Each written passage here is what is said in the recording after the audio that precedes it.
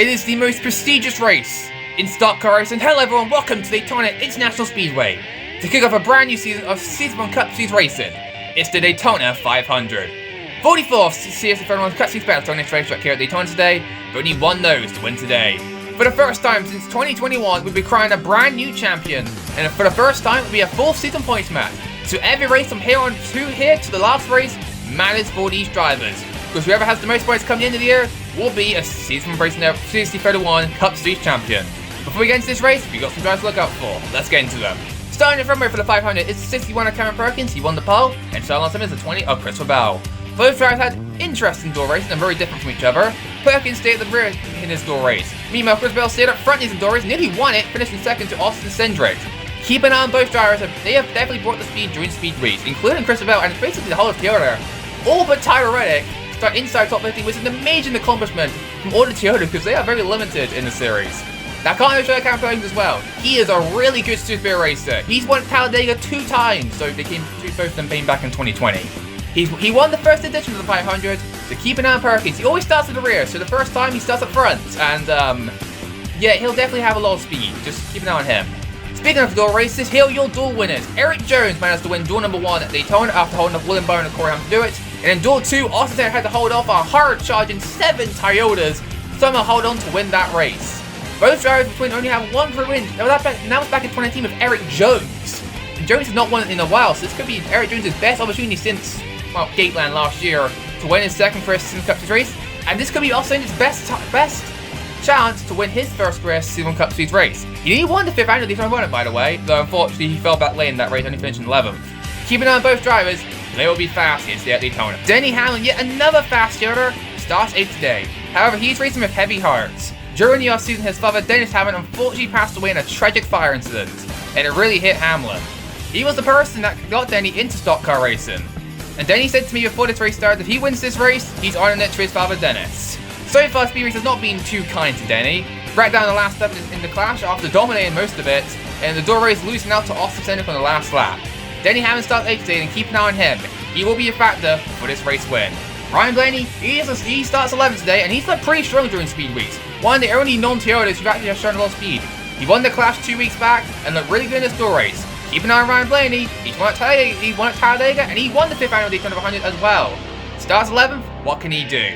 Brad Keselowski, though, is your defending Daytona 500 champion. He starts way back, though, in 18th. However, he did tell me if he locks over from his teammates like Chris Buescher or Ryan Preece, so he starts further back in the field, he will come to the front real quick, so keep an eye on Brad Keselowski. He thinks he's got a good car, what can he do? And finally, Mind Trex Jr. is in his final start, will make his final career Season 1 Cup Series start here at the Season 1 Cup Series. What a career it's been for him. He managed to make the 500 with Tricon Garage in the 56th entry. He's never won the Daytona 500 before. He won at Talladega a few years back. He does have speed for a win to his name. Maybe keep an eye on Trex. He could be a dark horse pick to win. I mean, German Toyota and Toyotas have looked really strong during speed race. Keep an eye on Trex. He could be a dark horse pick to win this race. That's on the track side for your pre-race ceremonies. Before we get things started here at Daytona, us at the CS31 Cup Series would love to remember 3 individuals that we sadly lost during the off-season. Former O'Reilly Auto Parts driver Michael Annett, former Cup Series driver Greg Biffle, and of course Dennis Hamlin, the father of Denny Hamlin. Can we take a moment of silence to remember these 3 individuals?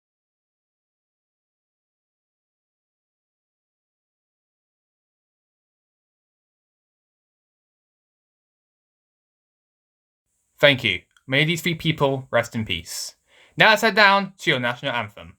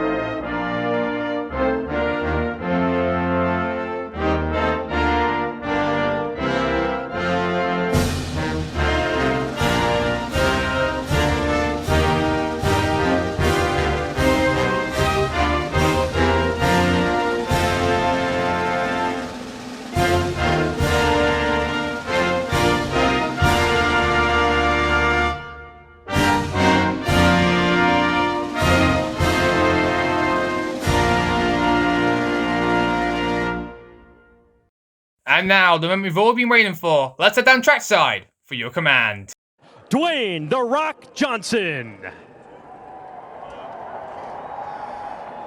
In the proud spirit of America and in the proud spirit of our great country, finally, The Rock says, drivers, start your engine!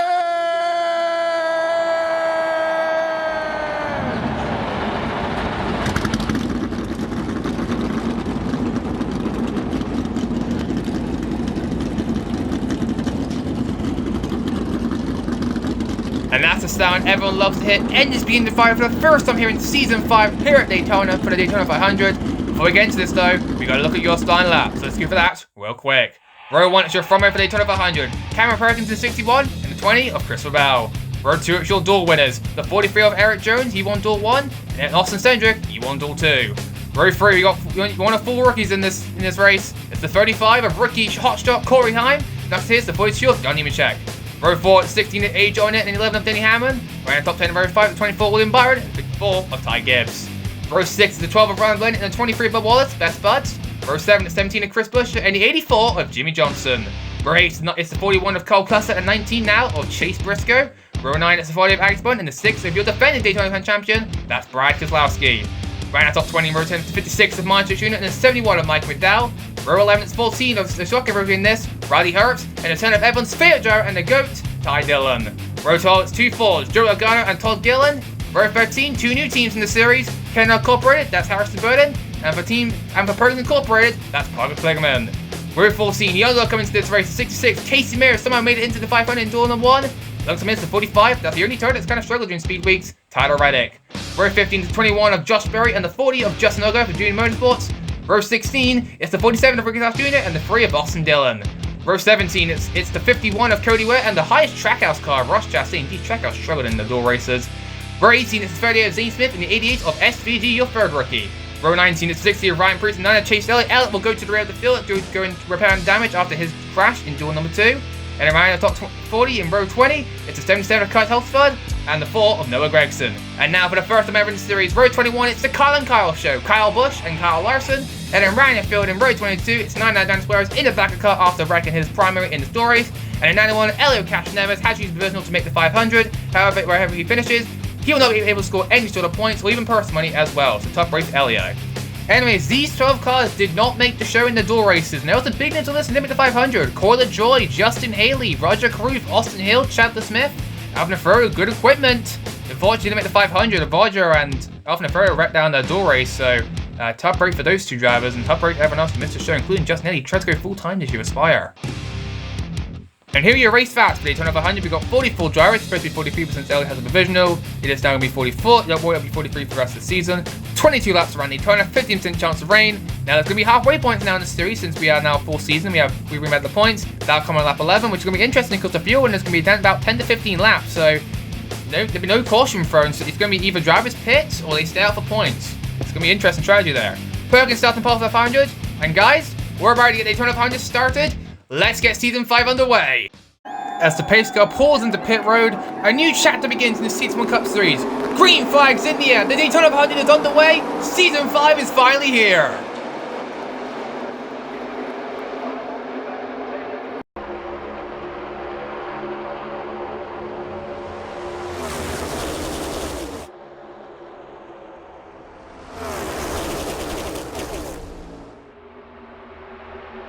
No surprise, Perkins leads all one here at Daytona. The Toyota is already ganging up on him. We're getting a Boston State. They made him go free wide into the middle lane. And look, they got 6 Toyotas already on that outside lane. I told you, Toyota had some really good, strong runs in the door races. And look right now, they're looking real good. Never mind, Christopher Bell gets put in the succo.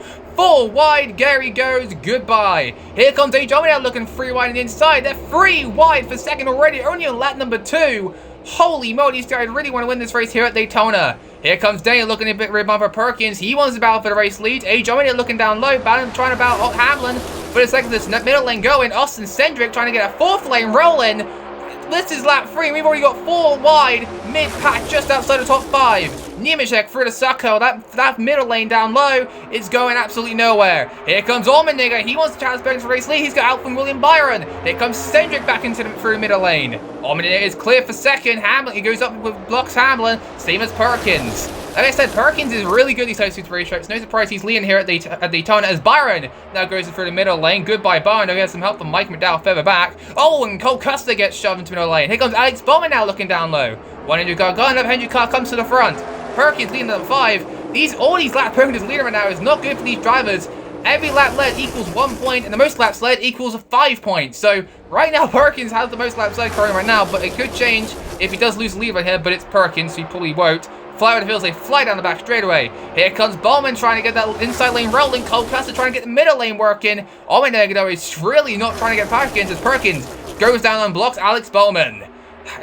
I tell you what, that these guys are getting real racy here. I'm surprised they haven't calmed down yet. That 4-wide lane has gone away now as the middle lane starts to prevail. Alex Bowman, Cole Custer, Austin Cindric. That middle lane rolls now into turns 3 and 4. Joe Logano, at least the inside lane. That top lane is going nowhere and is starting to fall back just a tad little bit. Lap number 7 now on the way. Top 5, currently single file, maybe top 6. Now here comes Chris Buescher as the top 5 now go to the inside. It's Chris Buescher and then that limited little lane. Help from Brian Kostowski. I did say in the pre-race show, Kostowski did say if he looked up at some of the RFK cars, he'd be zooming his way to the front. And look what he found. He found his teammate Chris Buescher. These two have some history in the last race 500. Buescher nearly won it, but Kostowski bailed him late in that race and took the win for himself. That top lane has also just gone nowhere. The Toyotas are not helping Allmendinger, but why would they? He's a Chevy driver.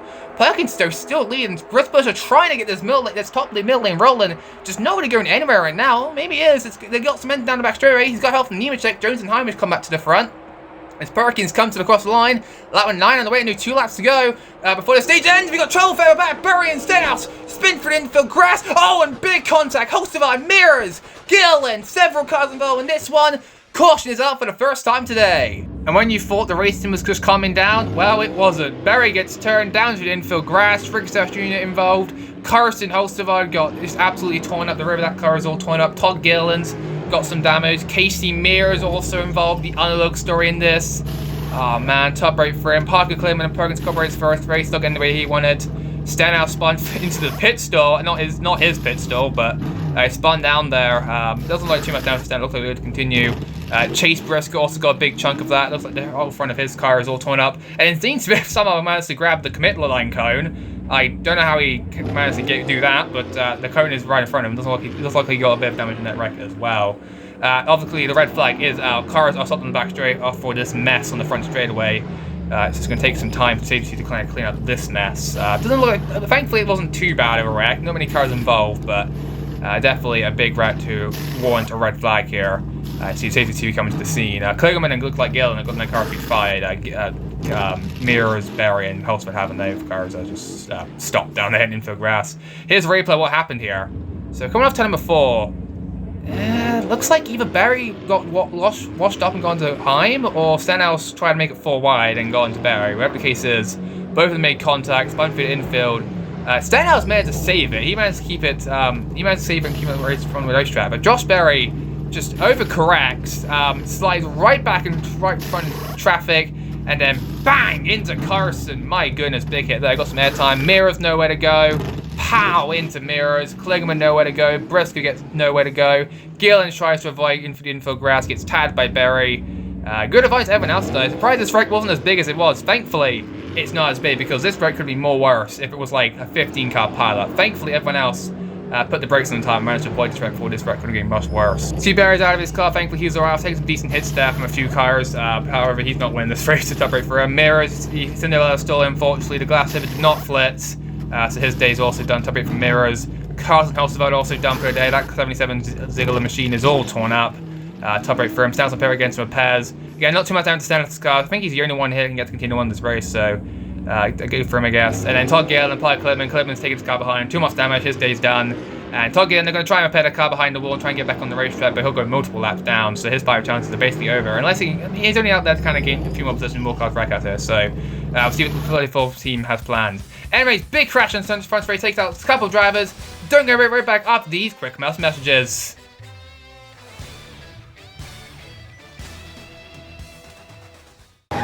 There's a reason Kyle Busch hates school zones.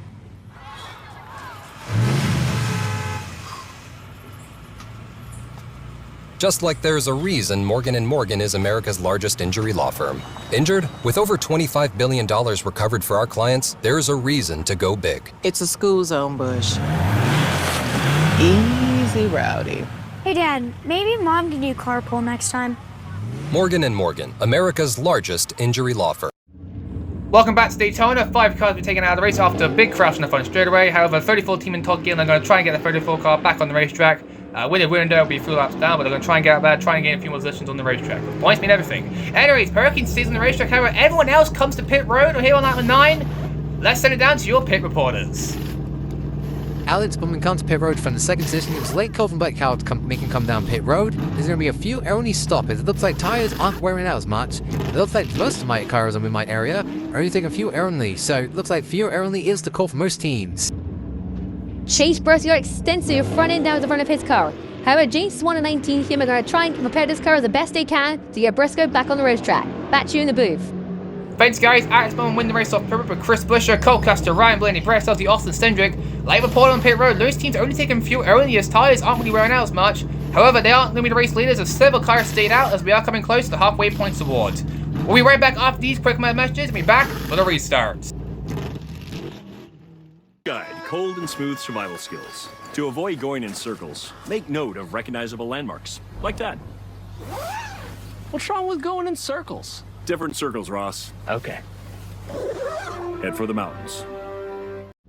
Welcome back to Daytona. Just about to get the race underway. We got Perkins here on the racetrack with 11 other cars as well. Nemechek, Allmendinger, Dillon, Chastain. That's your top 5. Here we go. Green flag back out. We got 2 laps before the halfway points are awarded. Good restart starting for Cameron Perkins once again. These halfway points are going to be crucial because whoever wins this halfway bonus is going to get 20 points because this is a double points pain race. All the crown jewel races are. Dillon now looking up top. 3 wide. Nemechek and Herbst left out to dry.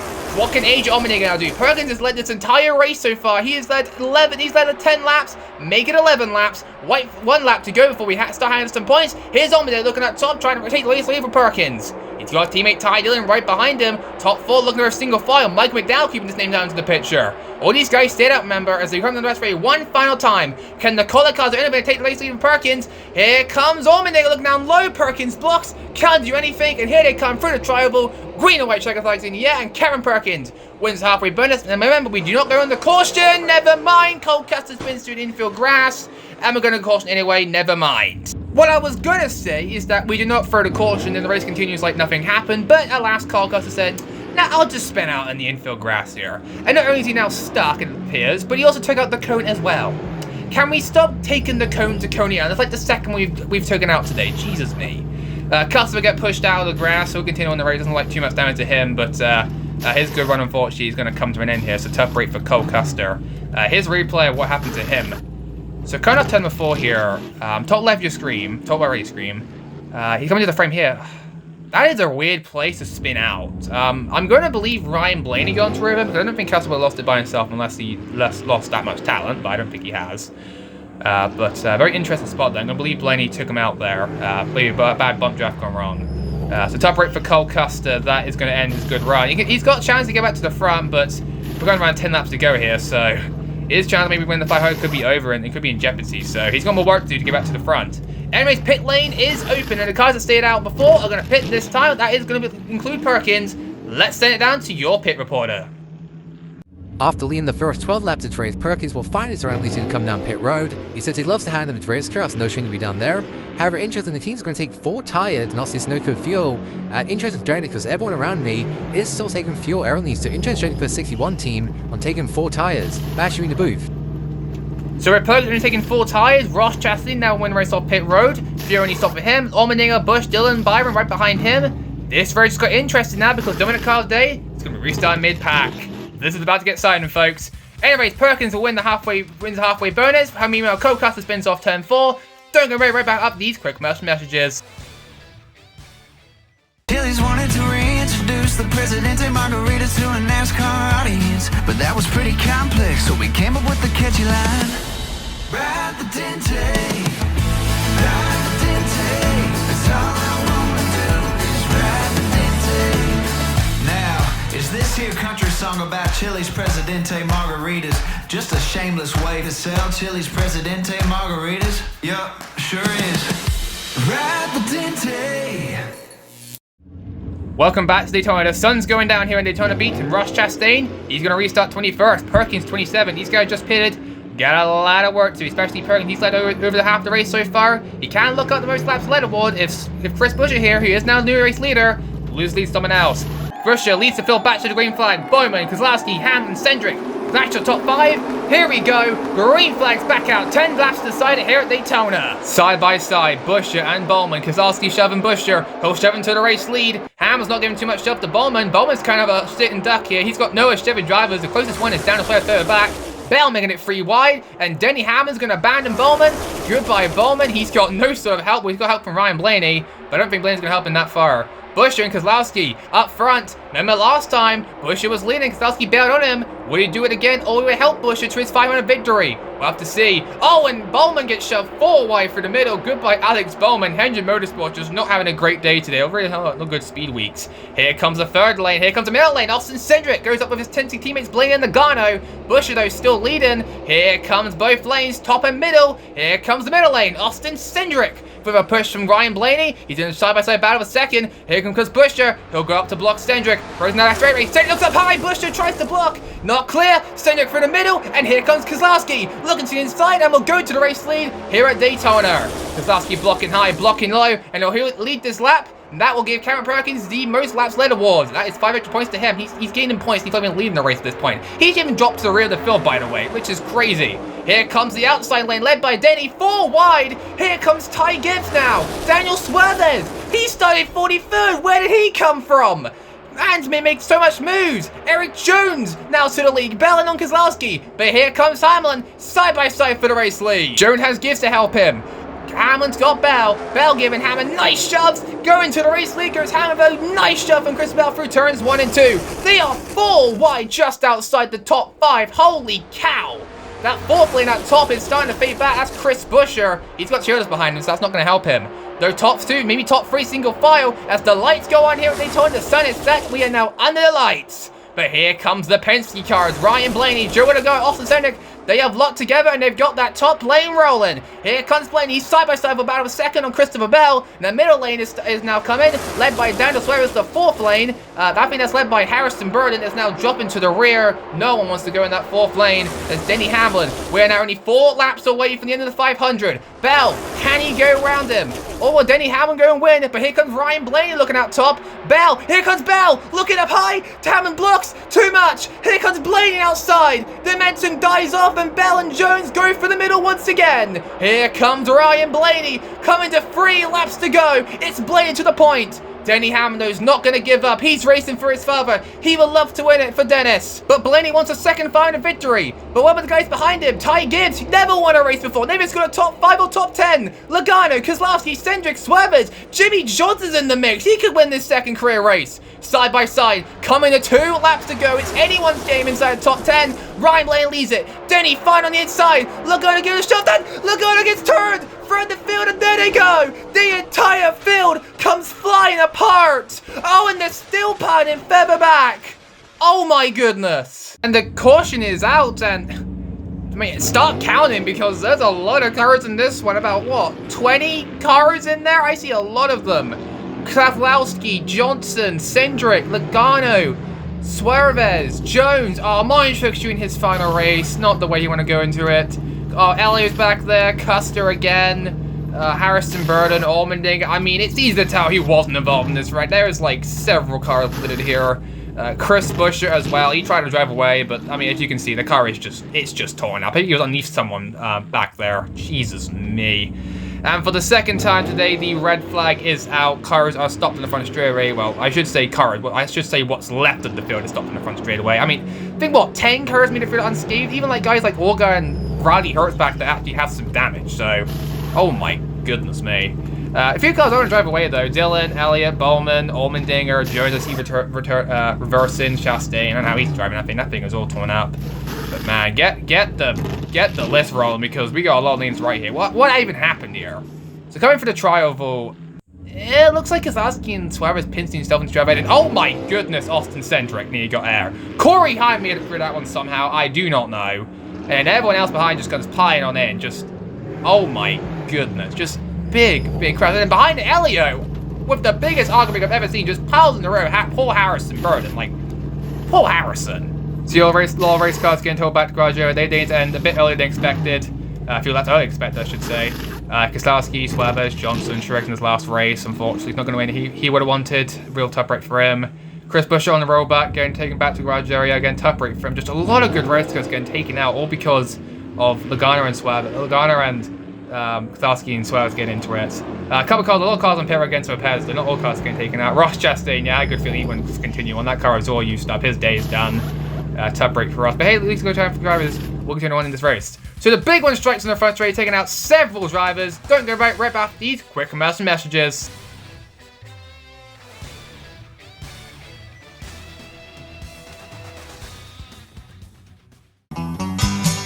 Hey, Coach Gibbs. Hey, Brandon. You've won a lot of championships over the years. What's one thing you'll never forget? Those ice water baths poured on me after those games. That was awful. So what brings you into Menards besides the great prices and services? A new water heater. You've come to the right place. Menards has the best selection of Richmond water heaters. Let's just leave the coaching to me.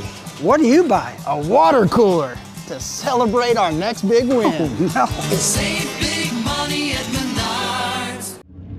Welcome back to Daytona. After the big one has struck, several cars taken out of the race. All of them have been towed back to garage and are done. However, some drivers are still in the race. They're at the rear of the field. Anyways, we are heading to overtime. Here are the overtime rules. Italy takes the white flag. The next flag will end the race, yellow or checkers. If we have a caution before the white, we rack them and do it again. Though we only have 3 attempts and a green white second finish. So Denny Hamlin did wrestle the lead back away from Ryan Blaney. He used your control car. Blaney to his outside. Gibbs, Corey Heim 4th, and Kyle Larson, who has been a no-show during all the speed weeks, finds himself in 5th out of nowhere. What the heck? I should mention though, Hamlin, Blaney, Gibbs, and Heim all pitted all on lap number 9 and are kind of unsure if they can make it all on fuel. So this could turn into a fuel mileage race. I'm hoping they all have safe fuel though, because we don't need one run out of fuel mid-pack. Anyways, pace car heads to pit road. Hamlin, Blaney on the front row. Who will take the final victory? Will it be them or someone else? Green flags in the air. 2 laps decided here at Daytona. Good restart on Denny Hamlin on the inside. He'll clear Ryan Blaney into turn number 1 and 2. Ty Gibbs also clears him. Ryan Blaney did not get a good restart on the outside lane as Corey Hyman Thailand just bail on him. Goodbye, Ryan Blaney. His final chances are officially over. Ty Gibbs, Corey Hyman, both drivers never won their first race. Kyle Larson, Cody Ware's up in this mix. What the heck? White flag in the air at Daytona. Can Denny hold them off? Here comes Corey Heim looking outside. Hyman only his second stuck. Could he win the 500? Ty Dillon right behind him. Coming down the mastery one final time. Denny blocks, cuts loose. Somehow holds on to him, blocks Dillon and Heim. Through 3 and 4. Denny Hamlin out of turn 4 for Joe Gibbs. FedEx, and then most importantly, Dennis Hamlin. Denny is a Daytona 500 champion. Woo! Let's go, DH. How about that? I don't know what to say. Thank you. We all know, my man. We all know you earned that one for your dad. We all know. Love you, man. You can hear the emotion in his voice. Denny Hamlin wins the 7th annual Daytona 500. Everyone going to celebrate with Denny. What a victory. This one is going to be remembered for years to come. Here's how he got it done. I don't know how he saved this race car.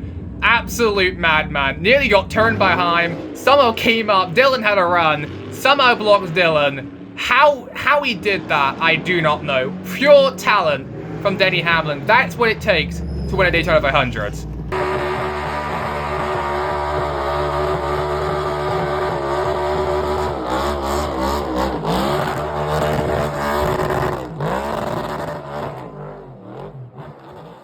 And there you have it. Denny Hamlin is your 7th annual Daytona 500 champion. Does it for Joe Gibbs, FedEx, who is actually sponsoring Denny for one final time before they leave him. They go on top for him, so that's good. And of course, Dennis Hamlin. How about that? Here's your results from today's race. Denny Hamlin gets the win. Corey Heim, so close to his first win, only his 2nd start. That is crazy. But unfortunately, he'll come up 2nd. Ty Gibbs 3rd. Finally got his first top 10 and top 5. Too bad he can't. He didn't win, but hey, at least I don't think he cares. I think he's just happy he got top 10. Ty Dillon 4th, and Cameron Perkins somehow got a top 5 after all the shenanigans I had to replace this race. How I genuinely don't know. Blaney 6th, Larson 7th, Coldcaster despite being in 2 wrecks this race. Hamill pulls away with a top 10. That takes talent to get back on the top 10 after being involved in 2 incidents. That's crazy. Cody Ware 9th, his first career top 10. That is even more crazier. and then John Nemechek ran top 10 in the 10th position. I don't know if it's Tyler Reddick struggled all the speed weeks, comes in 11th. Gene Smith, I'll give him a shout out. He and Tol Gunn actually got bombed those last 2 laps and gave Zane a few more positions, obviously Gillen. He did get back on the racetrack though, he finished 4 laps down, he was fine until he got 3 crashed after the big crash. He comes in 40th. Chase Busch Glasgow finished the lead lap in 25th, everyone else on down did DNF.